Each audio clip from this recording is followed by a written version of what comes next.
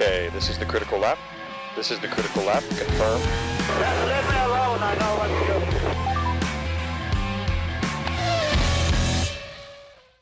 Welcome to the Critical Lap, your one-stop strategy to stay up to speed on all things Formula One. We discuss the latest updates from around the paddock, discuss Grand Prix and season events, and ponder the big questions, like, where's Valtteri Bottas? What's next? I'm Ruben, the bandwagoneer, the newcomer, the eager American who, like so many others, has wandered in with Drive to Survive and stayed for the party. And I'm Daniel, longtime fan of internal combustion and speed, who liked Formula One before it was cool in America, the all-weather fan. We are your hosts, and together we will navigate the ever-changing, but always exciting sport of Formula One racing. If you haven't already, please remember to like, subscribe, and leave a comment or review. We greatly appreciate it. All right, we've got a lot to discuss today. A couple things you won't want to miss. The end, finally, of silly season, and the answer, finally, of what's next for Valtteri Bottas. Ideas for how to spend your off-season time. Daniel, how are you? Pretty good. You know, I haven't done my daily meditation of old V8, V10, and V12 Formula One sounds, but I like to get those in. You know, they center me. They remind me why the sport is great, even though today we have kind of the somebody put a potato in the tailpipe kind of sounds. Yeah, doing good. You know, like I was saying earlier, hibernation should be happening right now. We should be hibernating. We really should be. Yeah. For those of us in the in North America, I'm guessing you've got cold weather and lots of hot food and food that you probably shouldn't be eating too much of, but you are. And that's been our life for the last month or so. So yeah. Definitely I am in favor. I would love Thanksgiving in October. You know, just You get one good holiday in October. You get some time to catch up and recover, and then you get another really good holiday. I mean, it's literally 3 back-to-back holidays, right? Yeah, 3 back-to-back. And then people try to make a big fuss over like Valentine's Day in February, but let's be honest, by that point, nobody really cares. And, right. Without a good meal, you know, chocolates just don't do it for everybody. Right. Well, so what have you been doing during the off season for Formula One? What's keeping you going? What's keeping me going? Silly season. You know, it's kind of the one thing that you're like, all right, there's still some meat on the bone, right? Let's dive into the drama over what's going to happen next year, right? Yeah. It's been playing out throughout the season that we're watching until the end of the season, and then it's like, all right, it's still not decided. So let's keep up with those. You know, who's in the seat next, right? And you know, when you're watching a race and you're wanting somebody to like place in points or win the, you know, whoever's like number 1, number 2, or maybe number 3, number 4, who's going to be on the podium, who's not. You know, you get that sort of emotion and adrenaline or whatever. I feel the same way about the drivers getting their seats, right? Sainz. That's been the biggest one for me. It's just like hoping so badly that he gets like a really good seat, right? Same thing with like number 2 at Red Bull. Like obviously we know by now, but like for a long time, I think we each had our favorite. We were like, that would be a great seat for, you know, insert your favorite younger driver. Right. So. Well, and there's kind of endless. One thing I've kind of found is as a newcomer to the sport, you can think of every seat differently, right? So for the Red Bull one, right off the top of your head, you're like, oh, who would be great in there because they're such a great team and they have a chance to be a championship driver if they're in that seat. And then immediately you think, yeah, who's Max Verstappen going to allow to ride next to him and actually have any chance of winning a race, right? And so that's the interesting thing is going through every silly season combination and thinking, okay, well, if that person moves and you bring in a better driver, does that cause problems or strife with your number 1 driver? And everybody knows Max Verstappen's their number 1 driver, so whoever you put there is just learning. Right? Yeah. Also, what kind of crazy language is in that contract between Max Verstappen and Red Bull that just gives him all of the, you know, relief valves and levers and controls that, hey, if you guys do this type of, you know, make this move or make this decision or put this person next to me, I have these other, you know, methods of recourse and that kind of thing. I can't imagine after you've won a few championships, like what your leverage becomes as a driver. Yeah. Oh, I would assume as well. When you said crazy language, my first thought was like they're not supposed to have any crazy language now. I think you already got fined for that. But I know what you mean. But I know what you mean. Well, and so let's see. Red Bull was third in the or in the constructors championship, and Yeah, then yeah. Verstappen was first, and then Sergio Perez was like eighth or something, wasn't he? Yeah, I don't even know. Does anybody know? Does anybody care? Everybody I lost love track. that guy, but Yeah. I was a little heartbroken after like the third or fourth race this year, where it was just like, dude, you got the same car. Right. I know you can. Right. It's just a matter of like, and there's all kind of stuff going on behind the scenes, but I was hoping for more from Perez. For sure. I mean, especially after 2023, they both came out strong. And for the first 5 or 6 races, it looked like they both had a chance at the championship before Verstappen kind of took off.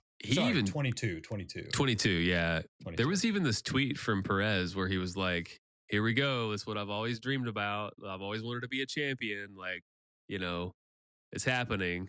And I don't know if he deleted the tweet or if there was like, chatter about him getting in trouble with the team about saying something like that when you've got, championship contender right next to you who barely won it last year, right? Yeah, right. But that was the moment when, he was losing his seat at whatever team that was, the pink team, the pink car at the time. Yeah. It wasn't Point. Racing Point. Yeah. It was like soon to become Aston Martin. Because it was like, he lost it, like his contract expired or whatever, and then he won a race.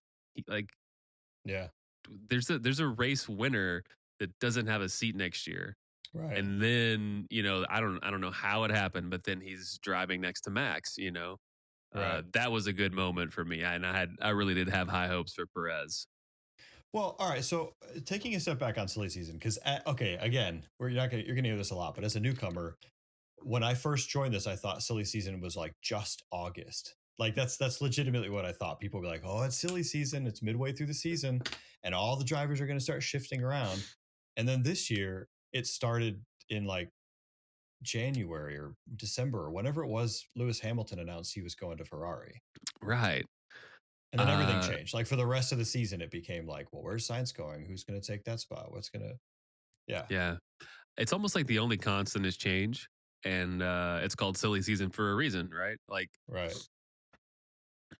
I don't know of another sport that has this type of like binary, like there's only 2 seats. So like new driver in one team means that like, 2's company, 3's a crowd.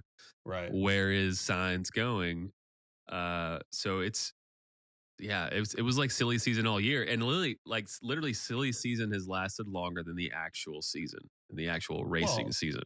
So is that typical though? So like to your point, I know in a lot of other sports you have a trade deadline or maybe there's a trade deadline mid-season, but to your point, almost no other sport allows you to keep shifting teams all season long. Usually it's okay, that's it, everybody's got their spot and then we push through. This year it feels like every week there was a debate over where is Sergio Perez going and when he's going to get cut and who's going to take that spot. And has Sainz made a decision yet? We're still getting them trickling in. Yeah, I don't know. I mean, as you've seen, like the Red Bull teams, right? Red Bull and VCarb, they don't mind like changing drivers mid-season. I think it's a disadvantage to get a driver in a new car or to take a driver out of a car that he's been trying to get used to and put a new driver in. So I feel like there's not a good incentive for regulating that. Whereas if you're a football, soccer, whatever team, and you can like keep stacking the bench all year, then you're like a completely different team at the end of the season than you were at the beginning of the season, right? Like it could be an advantage to like steal talent from other teams. I don't know. I need to look that up because it's a good question. I mean, I'm sure there's been people shifting where it was always a question or the contract was up and people knew it, so they knew they were going somewhere. I just felt like from the moment Hamilton mentioned something that he was leaving until, I don't know, Valtteri Bottas's announcement like 2 weeks ago. Maybe that's just because we all love Bottas, so it feels like silly season was longer than it was. Yeah, that Red Bull seat has had a question mark on it for for 6 months minimum. I would say unofficially a lot longer. Like I feel like it quiets down a little bit at the beginning of the year where it's like, no, they're going to stick with Sergio Perez. Right. And then he kind of performs, maybe, Right. Whatever. But then as soon as he starts going out in Q3 back-to-back weekends, it's just like, all right, who's going to be the next driver? Like surely Red Bull, of all people, of all teams, Red Bull isn't going to be like, no, we got to have that sponsorship money. Which Checo will take a lot of that with him when he leaves. But I don't know. Red Bull doesn't seem like the team that moves with the money that much. Yeah. I mean, I guess that makes sense. I mean, looking at the standings, though, is the ideal. Let's see, Red Bull, they ended up with 580, let's call it 590 points. They fell 75 points short of first place in the Constructors' Championship. And Perez was 75 points down on everyone above him. Like, had he performed at Hamilton levels plus a point or two, Hamilton, Russell, Sainz, any of them, they would have had. Is that the ideal? Is to have someone like Perez who you only need him to get like fifth or sixth, and then otherwise be no threat to your number one driver. I mean, that's Valtteri Bottas, right? Like all those years behind Hamilton, and he was, and I think that's like if you look at Mercedes Valtteri versus Alfa Romeo Stake Valtteri or Sauber, whatever the team's called now. The green one. The green, the green one. The Valtteri's team, honestly. That's right. Valtteri's team. The only redeeming quality of that team is Valtteri Bottas. That's accurate. I mean, that's kind of harsh for poor Joe, who managed to get the oldie points. But I know, yeah. Well, he managed to get points on a team that doesn't want points, I don't think. I think they intentionally did not want points. Okay, that is a whole. That's a whole episode. A whole separate topic. That's a whole conversation. Yeah. We'll get into that later, folks. So Bottas to Hamilton. Yeah, so Bottas, Sergio Perez, think about how serious and just like ice cold he always was, and just like he was almost like a Kimi Räikkönen, which I think they're both Finnish, right? So like personality, whatever. But like he was just so like professional all the time. He was just Mercedes driver, and he probably could outperform Lewis sometimes. He did get pole, he did get some wins, but that is the perfect, like, I hate to say subservient, but like, second fiddle guy who's just like, yeah, he can get the most out of that car to an nth degree of a margin slightly worse than the person who you want to win or the person that you want to be your first driver or first seat. So yeah, I think Max, Red Bull, they've never had a Valtteri Bottas, right? Yeah. Well, I guess, and it kind of made sense for I don't know, sometime in June, July, August, like the rest of the Formula One fan market, I found myself watching every race and saying like, why is Perez still racing? But ultimately, it's hard to swap someone in and hope that you're going to get 80 points in the last. I mean, he needed a lot to catch up. So like, who are you going to bring in that can potentially clock in an extra third place, fourth place victory every race in order to catch up? Yeah. And they just didn't have the bandwidth to do it. To your point, that's hard to do. Like, here's Liam Lawson, and now he's got 2 races to get up to speed, and then he needs to be third place every time. Yeah. And getting up to speed is one thing, not crashing the car every turn is another thing. Right. And you already had Max, of all people, calling the car undrivable at times. Right. And Red Bull kind of publicly acknowledging like, okay, we're going back to like version 1.1 from early in the season because we got all wrong with our updates. And you got a guy like Checo who's he's definitely not as good at adapting to the car changes because the car changes are kind of built and designed around Max or with more of Max's input. Throwing in a young guy, like think about Colapinto. He was great for first couple of races and when he replaced Sargent, but then he started crashing. Then he started kind of underperforming. So like imagine that with the complexity of that Red Bull car. Right. Not in the right spot. Yeah. More harm than good, if you ask me. Right. Well, and I think that must be why they made that call, which makes sense now. But as a fan, you're kind of going, hey, that guy's quick. Where is that? But all right. So the first domino fell. Hamilton taps out and says he's going to Ferrari. That immediately puts Sainz on the market. and there's a hole at Mercedes, which I think everybody was probably thinking, like, does anybody really want that Mercedes seat? Are they really performing? And then halfway through the season, yes, they were doing quite well, and starting to fight for, potentially even third in the championship, in the Constructors' Championship. So Hamilton moves, Sainz is on the market. There's a hole at Mercedes. I'm trying to think what the next one up after that was, besides just the ongoing Sauber shift, where I think they picked up Hulkenberg pretty quickly. Yeah, I think the next announcement was Hulkenberg to Sauber, which they'll be Sauber one more year before they're Audi officially, right? Yeah. Um, 2026 is all the big stuff. yeah. Okay.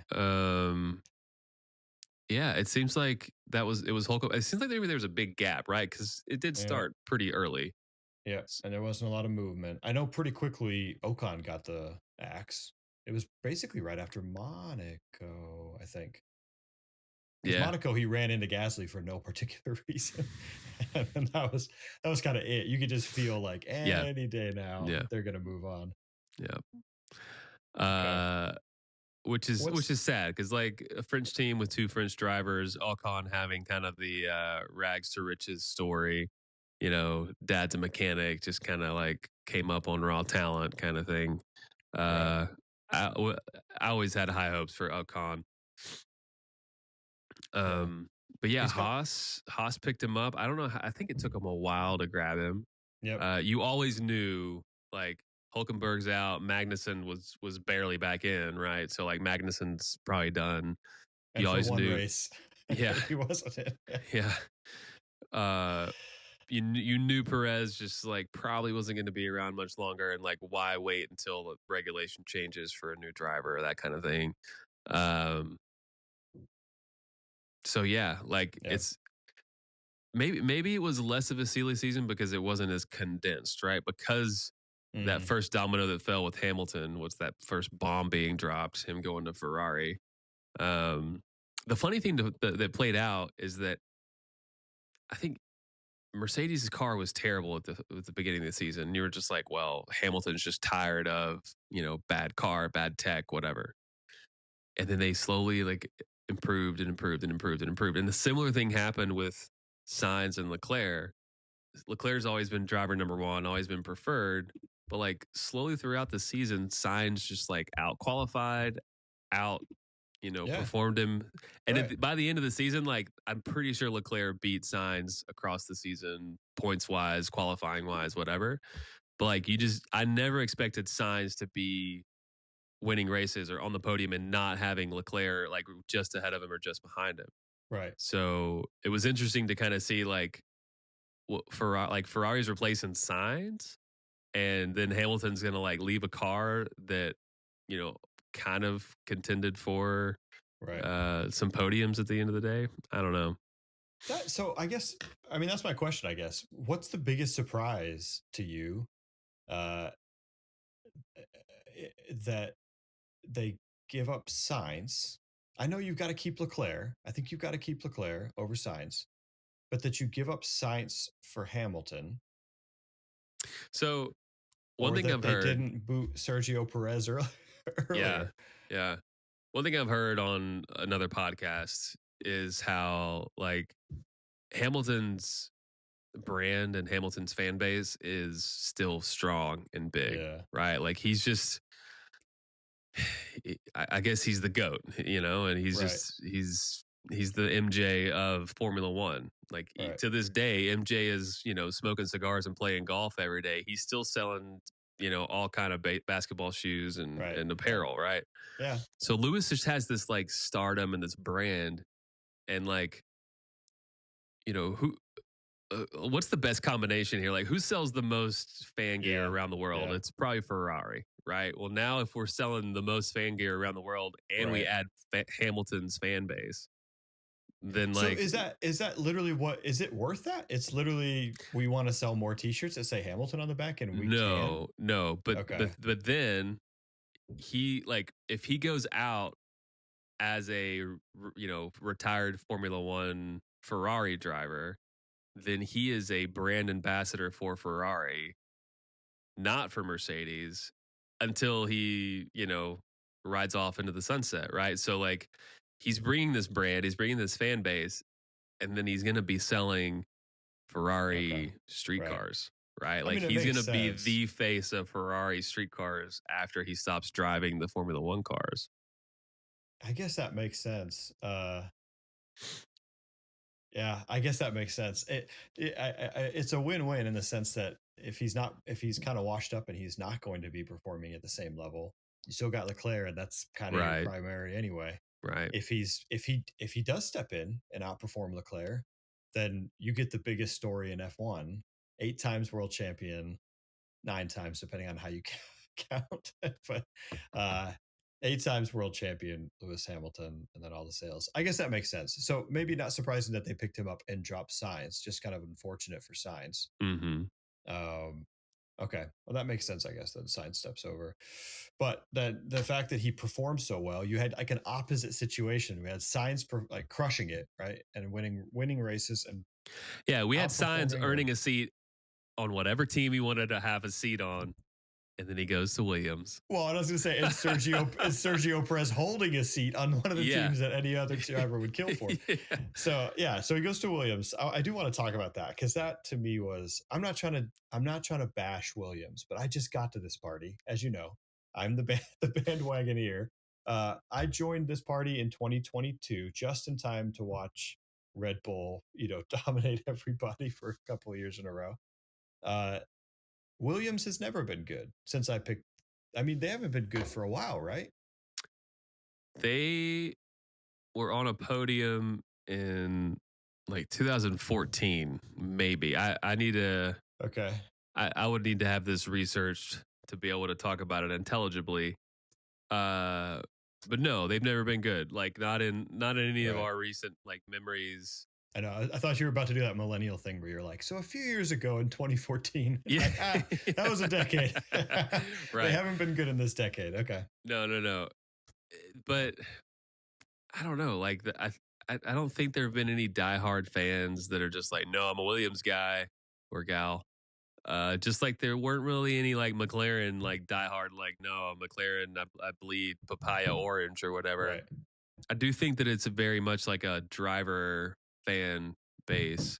Right. Because like when I've seen Williams have like a big fan base, it's been Robert Kubica was there, and like the entire country of Poland, supported him or whatever. Yeah, I don't know what to say about Williams other than like at one point they like cemented themselves into the history and legacy of Formula One by being the most innovative, the most cutting edge, kind of the Red Bull of their era, right? Where they just, whether it was money or not, they dominated with just like clever tactics, Right. I guess the difference there to some extent is that even with McLaren, not performing well for years, they still have these supercar road cars that kind of keep them in the market of, you might see something like that on, Grand Tour or Top Gear or something like that. Someone's racing around in a McLaren, whereas Williams is just the racing name. Just a so racing if they're team. not performing well, then, you can still drink Red Bulls even if they're not performing well. But yeah. So is there, I'm trying to remember the name. Is it James Vowles? Voles. James Voles, who went to Mercedes. He was at Mercedes. Now he's at Williams. Team principal of Williams. What's your take on that? Is he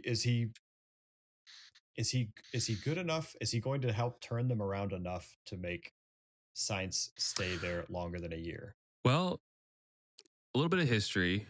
Do you know the origins of our friend Toto Wolff? No. I mean, he's Austrian. He's Austrian. He's basically like a more well-rounded, more attractive Arnold Schwarzenegger, right? Okay. He's just, he's like the... He's what Arnold's always wanted to be. Yeah, he's like if Arnold had stayed in Austria and been just as successful, right? He never found protein powder. Yeah, well, Never I found mean, creatine. Toto's jacked. Okay, he's No, I mean he's fit, but he's not the he- Schwarzenegger. yeah, sure. I just when I hear his voice, I'm just like, yeah, that's a jacked Austrian right there. Yeah, that's right. Okay, so I don't know where he started, but at one point he was working at Williams and he Okay. was team principal at Williams. I think he got an ownership stake in Williams somehow, or some sort of equity options or whatever. And Williams was performing like their last like good stint or like competitive stint. They were doing it on shoestring budget compared to the bigger teams, right? Okay. Enter the market Mercedes, and they're just like blank check everything, and they have one or two just horrible years, and they were outspending everybody by multiples. Okay, and you've just got Williams over there, just kind of doing it and killing it. Well, Mercedes approaches Toto Wolff, and they're like, "Can you bring that, do more with less mentality to our team and help us win?" And he was And we'll like, bring the "Yeah, money." if you make me an owner, like if you replace what I've got going at Williams, yeah, Okay. absolutely. I would love to have a bigger budget because yeah, absolutely I can do more with more money, right?" Right. So they make him a deal. He goes to Mercedes, right? The rest is history because obviously Toto Wolff is, he has been in parallel with all of Mercedes' success. Right. And if you look at him now, he is part owner in the Mercedes AMG Formula One team, whatever it's called, right? Right. So Okay. So wait. So then, where does so James Vowles? so back to James Voles. Okay. You can do a lot with a little, right? And if James has learned anything from Toto, I don't know if he's older than Toto, like maybe he's got his own thing or his own strategy or whatever. But you can beat the guys with the big budget. I mean, you like think about Alpine. I don't know what their budget is compared to other constructors, Right. but they've got this big, Right. auto manufacturing name behind them. They are a power unit designer and developer and builder. They should be able to be competitive. And as you can see, they were the absolute worst car this year at the beginning of the season. So Williams has made strides. They've earned points where they went a long time in my recent memory where they just were dead last all the time. So yeah, I think the trajectory would say that they could have kind of a McLaren year in the next near future, depending on if they choose the right power unit at the right time. They get the right amount of aero development. They get the right drivers. Carlos Sainz. And they kind of sharpen up. I think what was going on before when they were super terrible is they were either bloated or lazy or they thought like, hey, we're Williams, we're meant to be the best, so we just I don't know what the mentality was, to be honest, but I would say if you remember too, along with the arrival of Voles or just before, private equity bought a big chunk of Williams, whereas before it was kind of a family-run business. Private equity came in. Now their incentives is for the team to make money. They don't care if they win races. Right. They just want it to be a money-making operation. So hopefully that private equity piece has kind of aligned incentives and made things more efficient. And a guy like Voles with the right experience can then make the team competitive. Okay. And then Hamilton wins his 8th championship with Ferrari and then moves to Williams and brings in the money. And then maybe Hamilton just buys Williams. maybe it's now Hamilton. Hamilton Formula One. Williams Hamilton. There would be no better like Formula One story for 2026 than Hamilton and Sainz are in seats side by side at Williams, and Hamilton owns the team after winning his 8th championship. That seems like a long stretch, but hey, crazier things have happened in this crazy sport. Well, all right. So here's let me get a hot take from you. We've got a bunch of rookies, or we'll call them rookies. We had a debate earlier about what makes a rookie. But we definitely have some rookies coming in this season. So we've got Kimi Antonelli joining Mercedes, Isaac Hadjar joining the V-Carb team, nailed it. Oliver Behrman or Ollie joining Haas, and Jack Doohan at Alpine. I'm leaving someone out. Gabriel Bortoleto Bortoleto at Sauber. So we've got a whole bunch of rookies coming in. Who is your sleeper hit that you think is really going to succeed? Yeah, what about the other ones? Because I think there's a couple we've seen, but I don't know anything about the other drivers. Yeah, so Antonelli's got his work cut out for him because Russell. Sorry, George Russell. Just put an H in there. Russell. Yeah. George Russell is, I mean, he's a good driver. He's a sharp guy. He seems like a hard worker. I have a feeling Mercedes is going to be giving him kind of the lead driver status. So if the rookie driver comes in and he starts kind of like ruffling feathers or, being super competitive in the same car as Russell, I think Russell is going to have the clout to behind the scenes make sure that he's protected. So I don't see a breakout for Antonelli. I don't see Toto Wolff being all magnanimous and Mr. We have no one. We have no two. We just equality and balance. Yeah.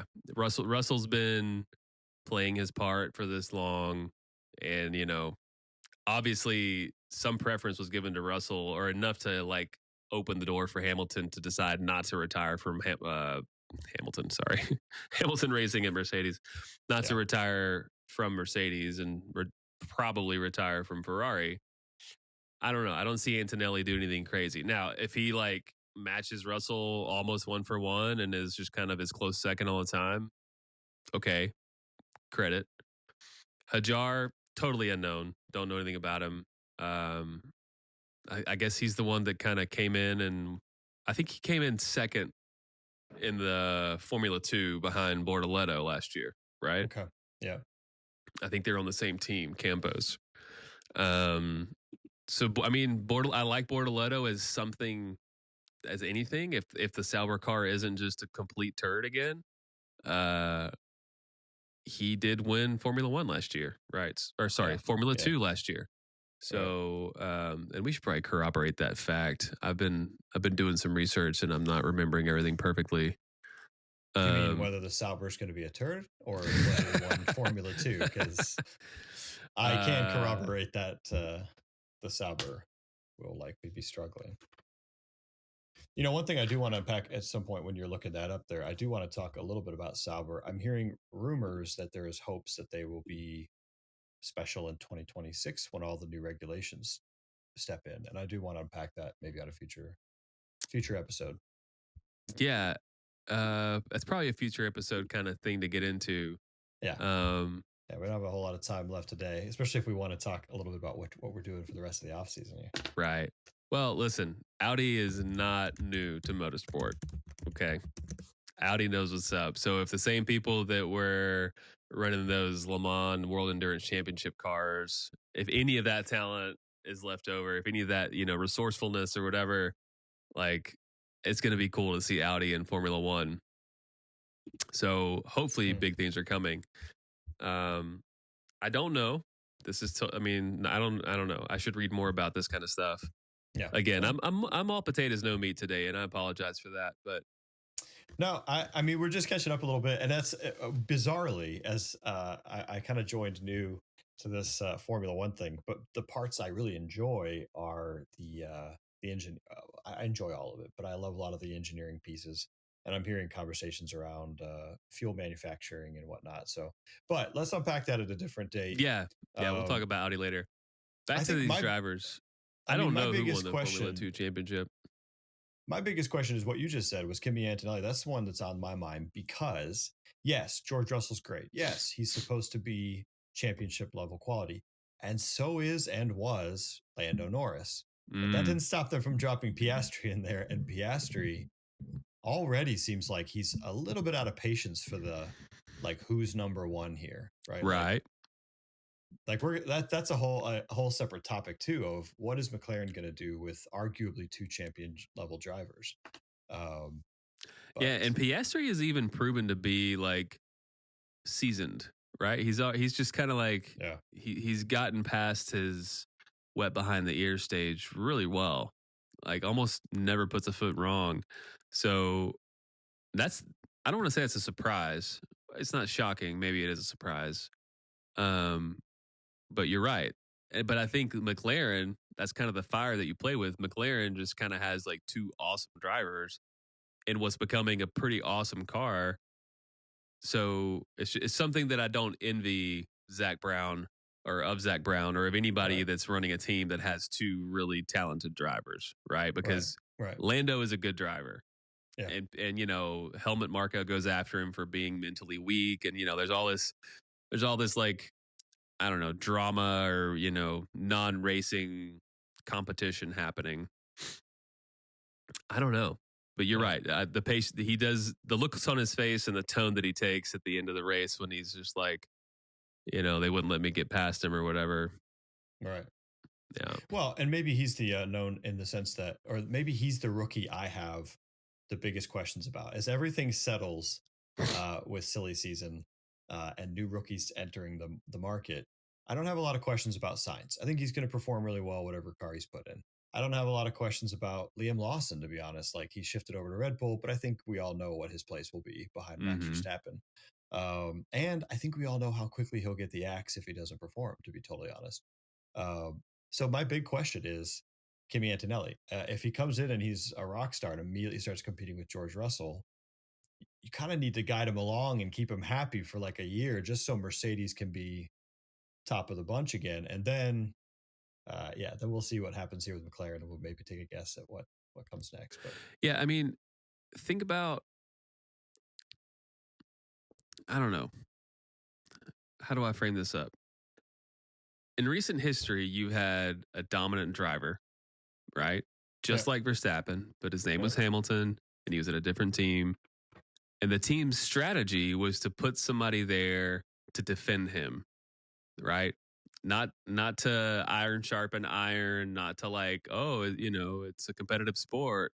The more competition, the better. And if you've got someone in the same car chomping at your heels, you'll drive.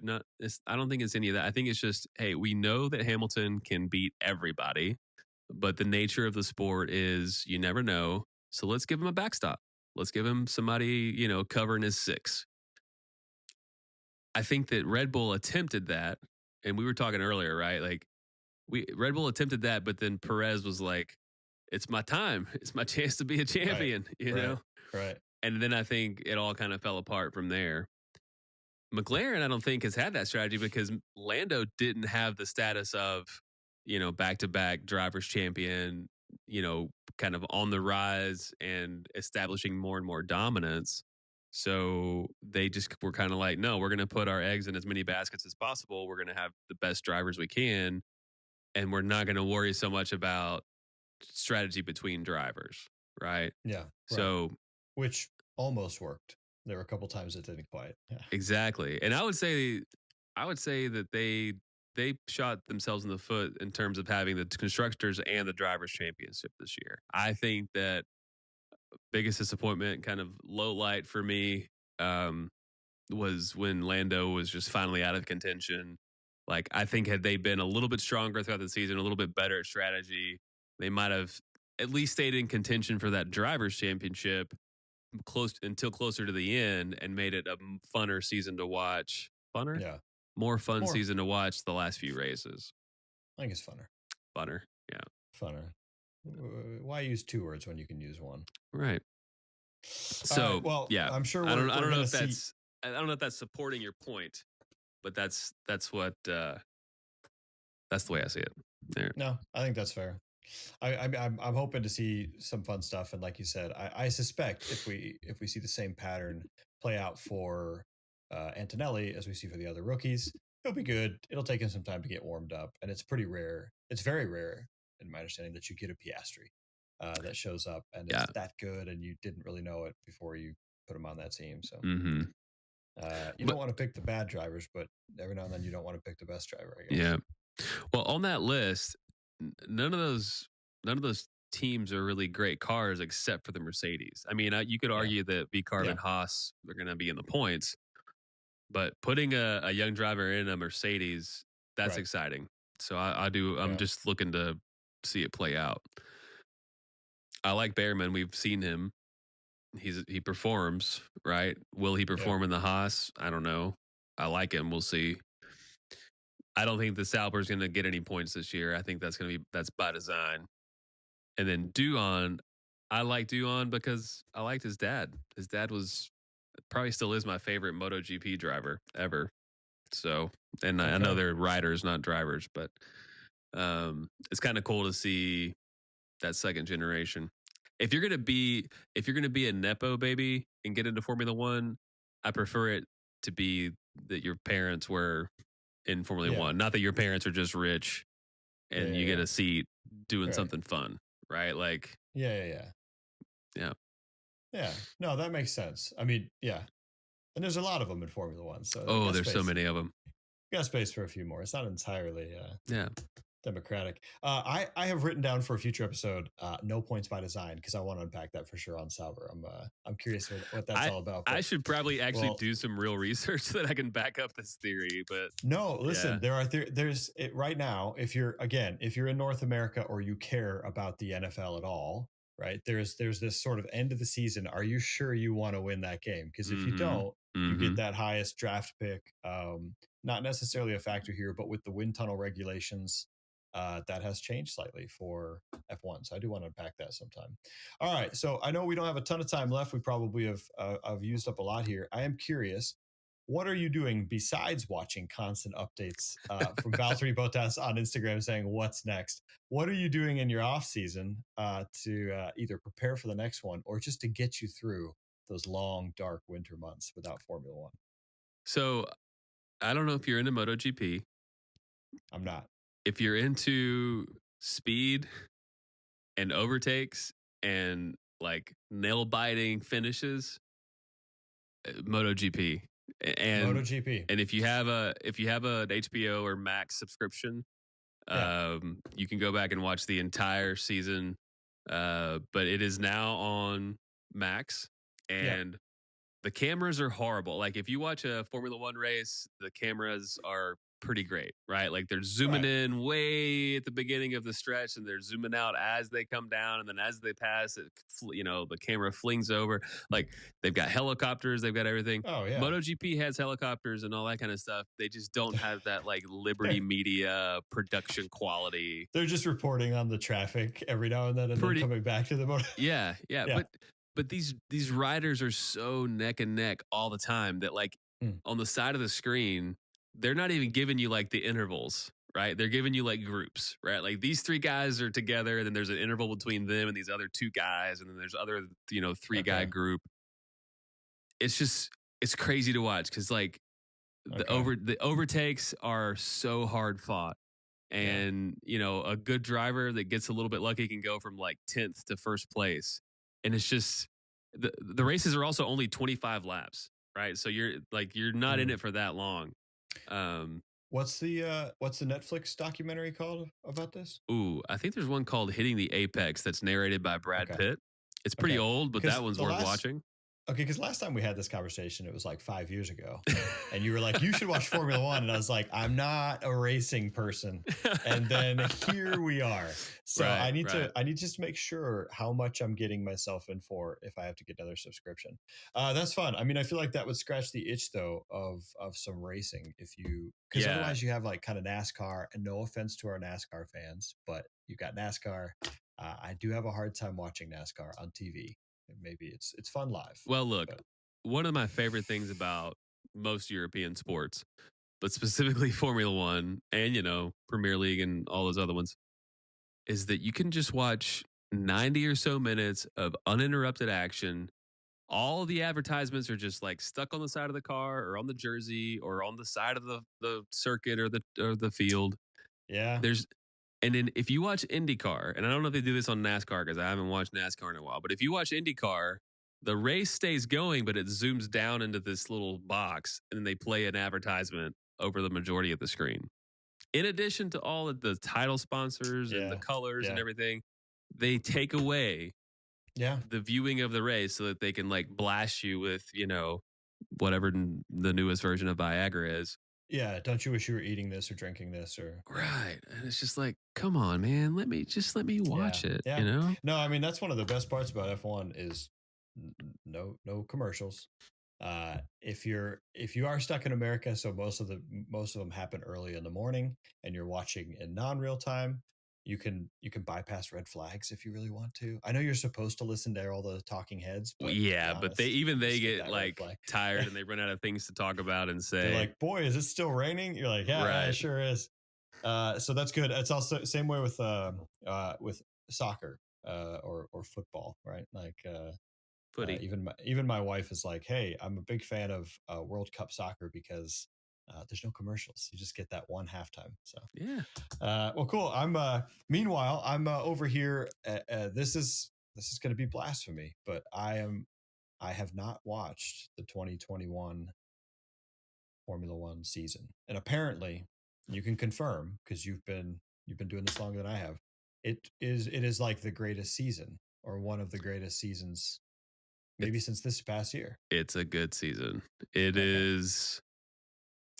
Whew, it's man, where do I even begin? You need to watch the season. You need to watch. I'm gonna watch the whole season because I did go back and watch the last race, which again I feel like is a terrible thing to admit. That I really wanted to see that last overtake, the whole thing. So if you're not familiar with it, the whole last race, last last Hamilton, restart, I guess. Yeah, the last time Hamilton was competitive with Verstappen. It's bad to laugh, but it's true. Yeah, he knows it. That's why he's not there anymore. You should watch that season. You should watch Silverstone for sure. Silverstone was kind of a race that made you like really emotionally invested in the outcome of that whole season because that was kind of like peak gratuitous. I'm the world champion. I deserve whatever I want. Let me bully everybody around Lewis Hamilton. And I don't mean to be using too many superlatives here. Hamilton's a fantastic driver. He's the GOAT. But there's no until Verstappen wins however much he's won. I'm sorry. Sure. Yeah. But yeah, you watch that season and you see kind of what happened.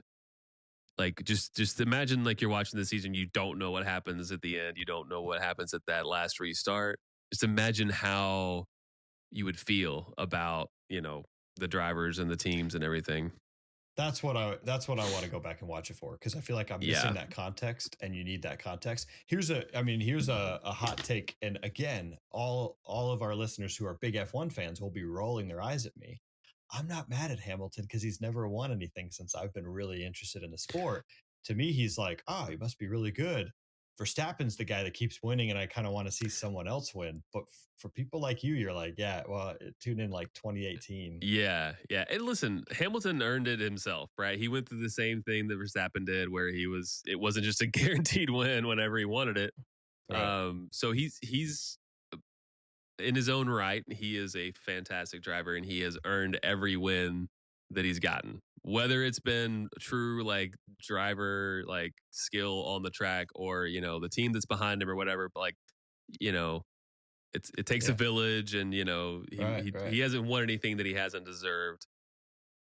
Yeah, truly, like whatever. But yes, like there's been a roller coaster for me of like Hamilton's awesome. And then it's like, okay, he's, that's enough, and like Verstappen deserves it more. And it's like, oh, Verstappen's awesome. And then like recently it's been like, okay, Max, like, enough with the attitude, bro. Yeah. But yeah, the 2021 was hard. Yeah. Well, sure. But the 2021 season, it's definitely noteworthy for a lot of reasons. I'll just say that. All right, I'm watching that one, and then I'll just ping me about any other seasons I need to watch. And honestly, it's nice F1 TV, the full subscription. If you don't have it, that's definitely something to go ahead and get access to. Yeah, it's there's so much content. $70 a year. Like $70 a year, and you can watch a lot of content. I mean, between that and I really enjoy the tech talks. My mini-me's. My reserve drivers running around here. They also really like the tech talks for about 3 minutes, and then they'll give up if they get too detailed into like brake duct design. But, have you tried the F1 for kids version of the races for them? No, no. Is it just the start? Is it just the start in every pass? No, that's what I watch. Just the start and the crashes. Yeah. no, the 30-minute highlights. No, it's they like superimpose like cartoons and stuff on the Do they footage. really? Yeah. Oh man. Okay, I'm learning so much today. Okay, I'll definitely add that to the list. Well, with that, I think we're coming to the end here. A couple of quick reactions. We've got quick reactions on the drivers. It's part of their job, and so I'm gonna give you some quick reactions here. Daniel, I hope you have some prepared for me. I do want to know. Yep. All right, I want some quick reactions here. What we're going for here is a yes or no, and then you can defend your answer with the stewards afterward. Yeah. You want to go first, or should I throw some? You go first. I only have one good yes or no. The other ones are kind of binary. It's kind of like this or that. So I hope that plays for the objectives here. Okay. No, I mean, wasn't it Ayrton Senna? I feel like everybody, every week, every time someone crashes into somebody, they say, well, Ayrton Senna said, when you stop going for a gap, you're no longer a driver. So this is our Senna thing. When you stop going for a yes or no, you're no longer a podcast host. I like that. All right. Okay. Let's see. Adrian Newey turns Aston Martin around in 2025. No. 2026, yes. But he's brilliant. He fixed everything about Red Bull. He made everything wonderful there. Yeah, we'll just see how rich Daddy Stroll is, right? If Daddy Stroll is like, hey, here's your blank check, and he's pretty rich. But how generous is he? There you go. Yeah. How generous is Daddy Stroll? How generous is he, and how quickly can you take an entire organization and bend it to your will as a semi-retired, overpaid genius? Soccer mom, yeah. I mean, let's be honest. That's the question. How much is he willing to pay? And is Lance Stroll's ultimate goal to win a championship or just be an F1? Because if it's just F1, that makes Lawrence Stroll's job way easier. Yeah, Lance is just in it for the lifestyle. Let's be honest. I mean, keep eight tires on the ground and keep people moving. Yeah, that's it. Yeah. No amount of Adrian Newey design can make Lance Stroll a champion. I'll put my name on that. Okay, I mean, Newey does carry this like aura. Well, in media, he's brilliant. He's the brilliant tech mind behind all things F1, or at least the cars you care about. But I guess he's earned that in the sense that he was piloting the ship back during 2023 when nobody could argue with the dominance of the Red Bull car. Right. Yeah, he is the wing whisperer, no doubt, or whatever you want to call. Maybe he's the wind whisperer, the airbender. The airbender. Yeah. All right. It's a no for you though. Not that fast. Not that in 2025. Fast. Right. But I mean, is he going to have a huge impact? Absolutely. Because I do think with the budget that Stroll is bringing to the table, yeah, I mean, for all intents and purposes, Aston Martin's going to be a McLaren. Yeah. In my mind. At some point. Yeah. Okay. All right. You ready for my first hot take? Hit me. I'm ready. Let me get my reactions ready. Go. Toto Wolff or Christian Horner? There's a rivalry here, right? The Wolf and the Terrier. Who do you take in a fight, or who do you like more? I don't care. Do you know what? I'd take Christian Horner in a fight.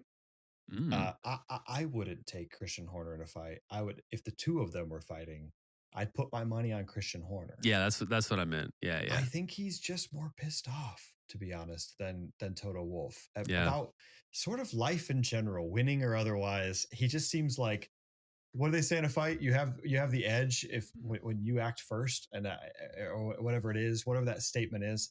And I think the bell would ring, and he just would start swinging, and Toto Wolff would be like, "We like to do all of our fighting on the track," or whatever it is he says. I can't do an Arnold Schwarzenegger impression, so I think it would be Christian Horner in a fight. I kind of like Toto Wolff more. He's more boring. Like, he wouldn't be as much fun, like going to like hang out with Toto Wolff. But Christian Horner, he at times, and I don't want to be rude, at times it just feels like he won't let it go. He will kind of cut you any way he can. He's kind of irritated whether you win or lose.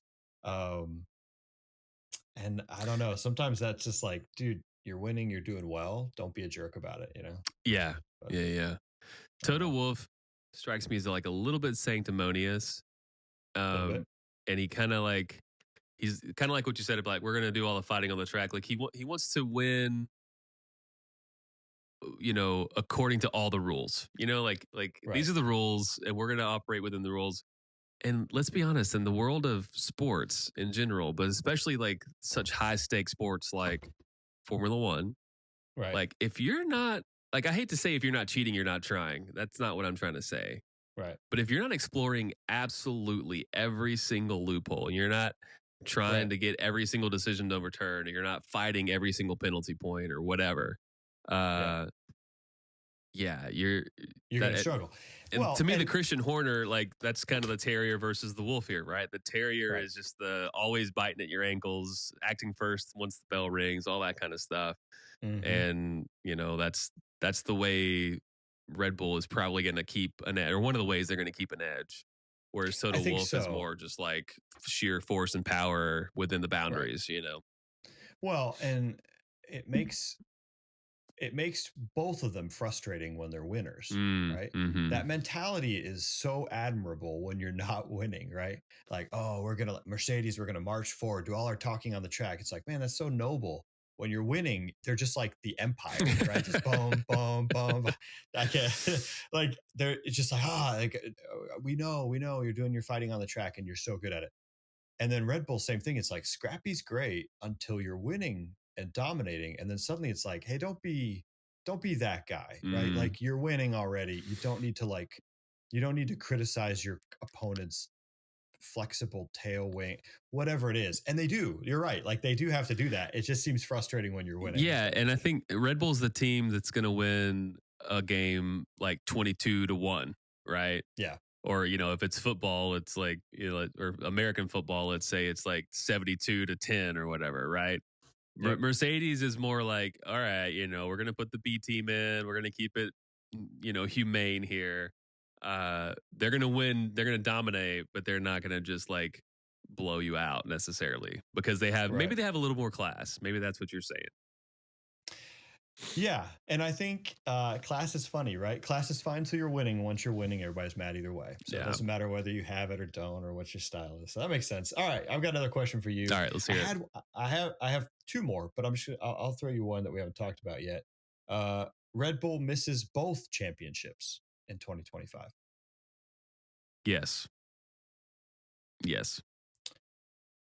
Really? So we don't get a 5-peat or whatever Verstappen's on for? I think Verstappen barely got it this year. I mean, he got it. Yeah. I don't know how you qualify the margin that he got it by. If that's, a good margin or an easy margin. I mean, he won it with a few races to go, right? So that's something versus winning it in the very last race. Right. But if I just really see McLaren coming back extremely competitively next year. There's no changes. Well, there's no big changes. They've got the same drivers. Red Bull has one new driver and a very difficult car to drive. But yeah, I don't know. I think that McLaren can have a better start to the season. Yep. And I think that Max isn't going to have a backstop. And no matter how good the Red Bull car is, or no matter how good Max is with like a mediocre Red Bull car, yeah, I don't know. Plus, Ferrari's car has been getting a lot better. Mercedes' car has been getting a lot better. I just think you have a much more even playing field at the beginning of the season in 2025. Yeah. And Max isn't just going to have like advantage after advantage after advantage, Well, and I mean, much was made of it during the season, but he won almost all of his wins, really, at the beginning in the first 10 races of the season. Yeah. So if he misses out on 2 of those, then that's going to be a problem. And to be honest, there were races right there at the end where Ferrari looked stronger than McLaren. And if they come out swinging at the same rate with Hamilton in that other Ferrari, and he performs. Yeah. Okay. That's fair. Yep. All right. All right. Next one for you. Hot take from Daniel. Go ahead. Should the FIA have allowed Mario Andretti to join the grid without Cadillac? So, because here's the thing. I'm qualified to answer that. I would say you're an American fan. Yeah. Are you happy that Cadillac's on the grid next year? I mean, yes, I'm happy that more cars are on the grid next year. Yeah, sure. In general, are you asking whether I'm happy Cadillac? Yeah, specifically Cadillac, no, because I don't want Cadillac on the grid. I want like Ford or Chevy, right? Like, I want one of the names that are not associated with my late grandfather and his beautiful like 1980s model Cadillac that was more show than performance. Let's be honest. But I would like a name that has more history of motorsport. But, well, Cadillac has had its own time in the LMP classes and the World Endurance, or maybe I guess more so IMSA.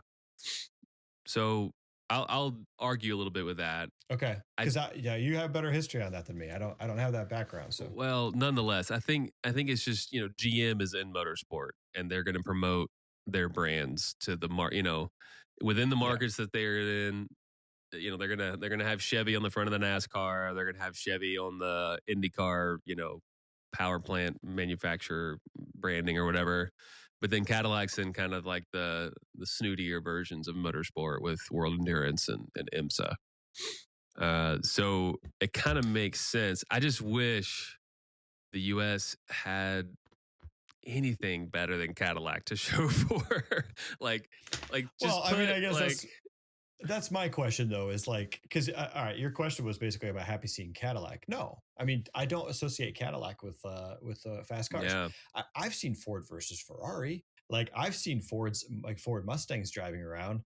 I know. I'm very clear that those are not modern competitive race cars. But no, I don't associate Cadillac as like the primary one. But isn't that what Europe has said forever about like American cars? Like, you take these giant cars, you put these giant engines in them, and then they barely keep up with a smaller, more compact, more high performing engine from BMW or Mercedes. Or it's just like another symptom of excess, right? Like you can put a I don't know 350 cubic inch V8 block in a car and get what, like 225 horsepower out of it.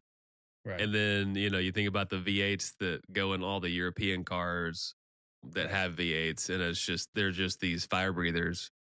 To get the same kind of thing around here, around America, from the big three in Detroit, you're talking about these monstrous engines, Yeah. I don't know.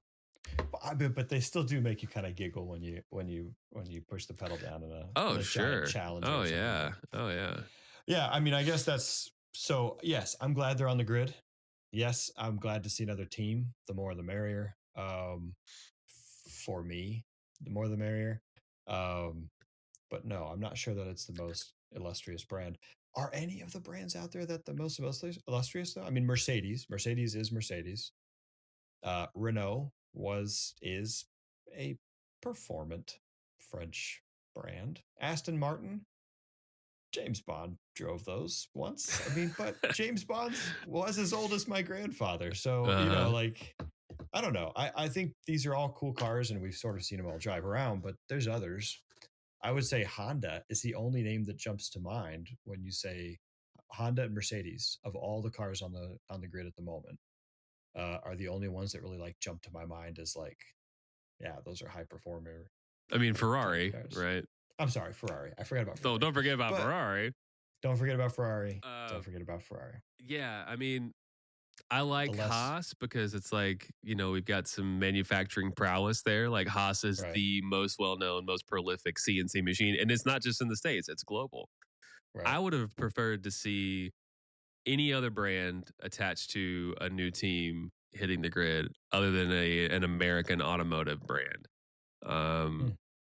Give me like an obscure, I can't even think of one right now, but give me like an obscure American, one-off manufacturer, or maybe like some sort of like aftermarket performance type company, or give me like, I hate to say Boeing here, but like give me like Lockheed Martin, right? Give me Lockheed Martin or Raytheon. I want to see the Raytheon Formula One team, and it's relevant because of the aerodynamics, not so much the internal combustion engine, Saturn. We'll just resurrect it. Yeah. I don't know because you get that close to having like the Red Bull racing team with whoever's engine they find. And then we'd end up with like the Budweiser racing team. Yeah. What else? Coca-Cola. I guess Coca-Cola wouldn't be like terrible, but the Lipton tea, whatever Lipton brand tea. Coca-Cola is trying to push these days. Yeah. All right. Well, that's it for quick reactions. Yeah. Tune in next time for more quick reactions. And I'm gonna go read up on Ferrari's performance cars. I always consider them sort of the less flamboyant versions of Lamborghinis, not necessarily. Without a doubt.